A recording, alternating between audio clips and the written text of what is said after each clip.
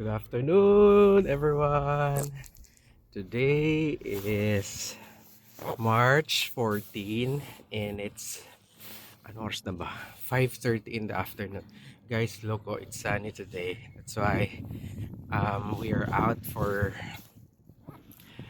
walking and later running na din. Nauna nila sila sa Oval. So that's our house over there. And I'll show you around kung saan yung park. Guys, dun yung house namin. Area na yan. And the oval is over there. Doon lang siya. So it's sunny. Nakakatuwa naman. Ang ganda ng araw. Kaya ang daming bata for sure na lalabas para mag-walking. See you guys. And here we are. Dito na kami. Ayun sila. Yan.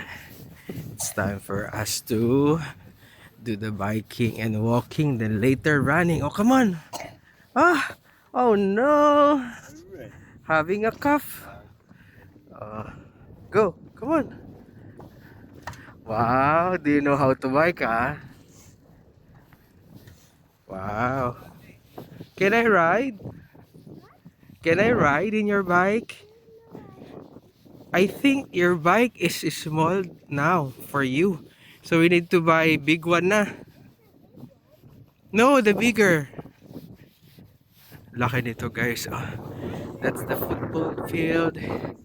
And there then. Ha? Okay, sige. If you're too small pa. Ayan. Ang nakakatawa lang dito, guys. Whether umaga or afternoon ka, malamig pa din. Ayun yung magtatayo na sa likod ko. So, imagine. But now I think it's 4 degrees. And I'm so happy kasi nakalabas din kami with sunny. Hello. Yan. There you go. People here are so kind and greetable, no? Mapalabati talaga sila. You should respond to them naman ng the way they greeted you. Ayun sila sa oh. You know, say hi.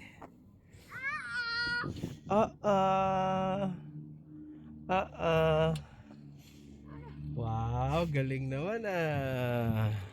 O see guys, sila nagbabike at saka nag-scooter. Ako walking kasi I have this 10,000 steps every day that I have to accomplish. Yan. So yun lang. This is a kinda souvenir after like years, no? Makikita at mapapanood namin again. So kung kamusta kami dito sa Victoria, what we usually do, and the weather, and so yeah. And this is the school, guys. I'll show you around. That's the school. Yan, so parang that's May's plan kapag nag-secondary na si Sevi. He will go to that school. Actually, guys, you know what? I noticed yung kamay ko dito. Parang ang puti-puti. Eh kasi nga naman, ko ba naman yun nandito? Look at the sky, guys. So ang ganda lang talaga. Yeah, it's so nice.